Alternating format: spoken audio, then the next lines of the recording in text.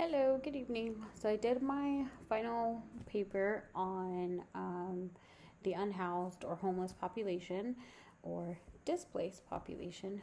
And I found some of the findings pretty interesting. The unhoused population is very dear to me since it is something that I've been working in for over 5 years now. Um, so some of the lit reviews and the readings that I was reading, it said that there were a lot of unhoused populations that either dealt with some type of vulnerability or survival. It's definitely minorities with a history of trauma. Um, there's a greater rate in mental health and substance abuse that goes on with those that are unhoused. Um, and a lot of these traumatic events have happened prior to their homelessness. Um, one of the studies that I read upon was about women and alcohol who have a codependency on um, alcohol while being out on the streets, which was very interesting that I found that because the lady that I interviewed, Anita, was a female who was a sexual assault survivor who also struggles with addiction, who also struggles with alcoholism. She struggled more with alcoholism than substance abuse. I shouldn't say it like that, but struggled more with alcoholism rather than a drug abuse.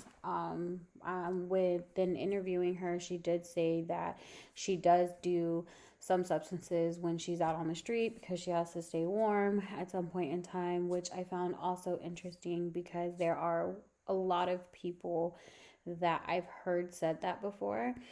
Anita's situation was definitely interesting, seeing how she lives in the Santa Ana River bottom, is getting mental health help. She also has a mental health problem, and she's getting mental health help. And for some reason, sometimes she wants it, sometimes she doesn't want it.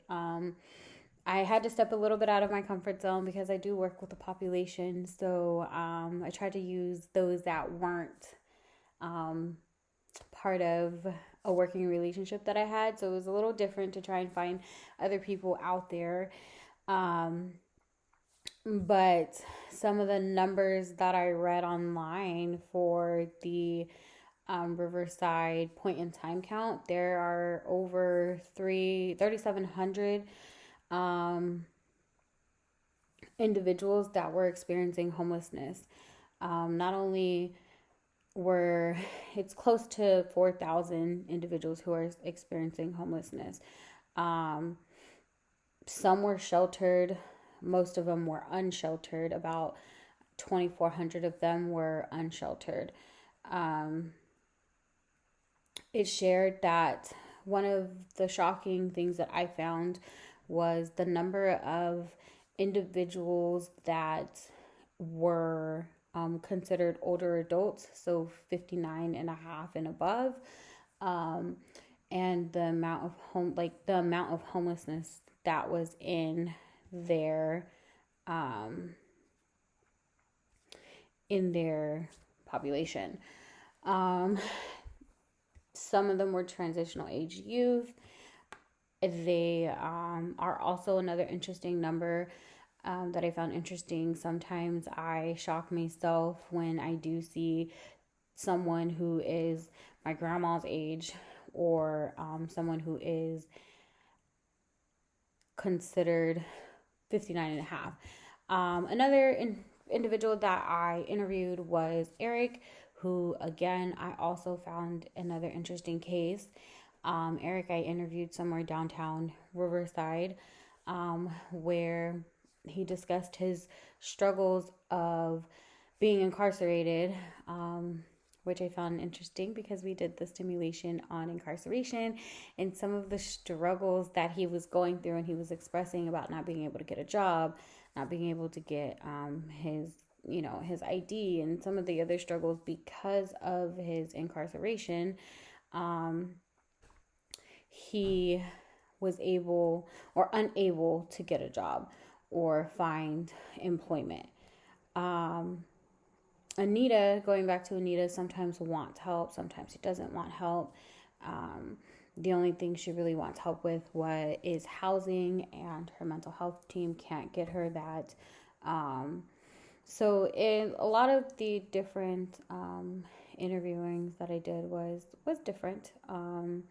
One of the things I found interesting as well was the fact that the unhoused population struggles with healthcare, of course.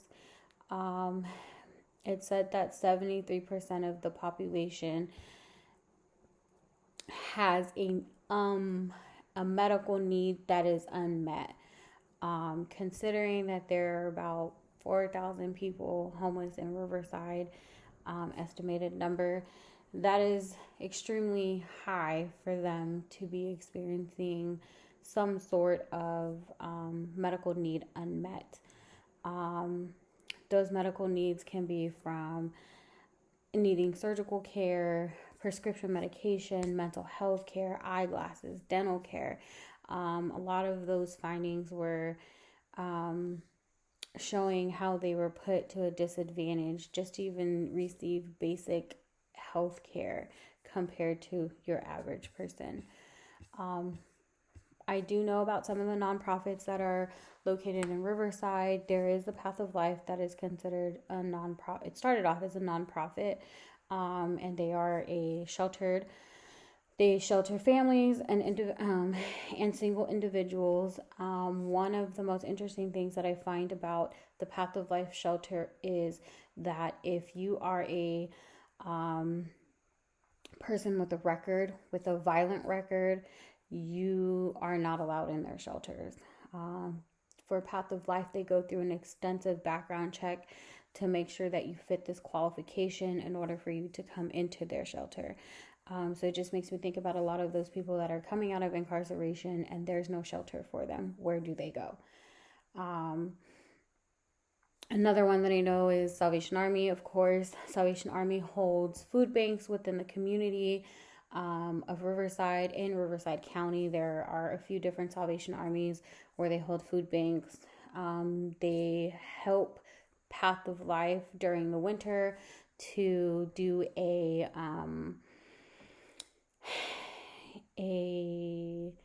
winter shelter. I think that's what it's called, a winter shelter. It's normally when it's around the coldest time of the year. And you also get time there. There are individuals who understand the system now. When coming to Path of Life, they will say, I'm going to go to the winter shelter for the 3 months that it's available and then go to Path of Life, because then that gives me at least 5 months, maybe 6 months to attempt to get some sort of housing or help in that direction. There are some individuals who don't know that system and only really get 60 days in the shelter if they don't have a housing plan. As Eric stated, it's really hard to get 60 days worth of housing opportunities and what is going to happen next for them within that time frame. So it's basically used as a placeholder. Eric talked about some of the showers that are within the community, which is another resource that is extremely hard for them to get. Eric talks about the Salvation Army, again, that is also helping the community, but they have showers only twice a week. There are some churches that hold showers and also hold food banks, but they are also limited as well. So yeah, those were some of the findings that I found just throughout Riverside County and dealing with the displaced population. Thank you.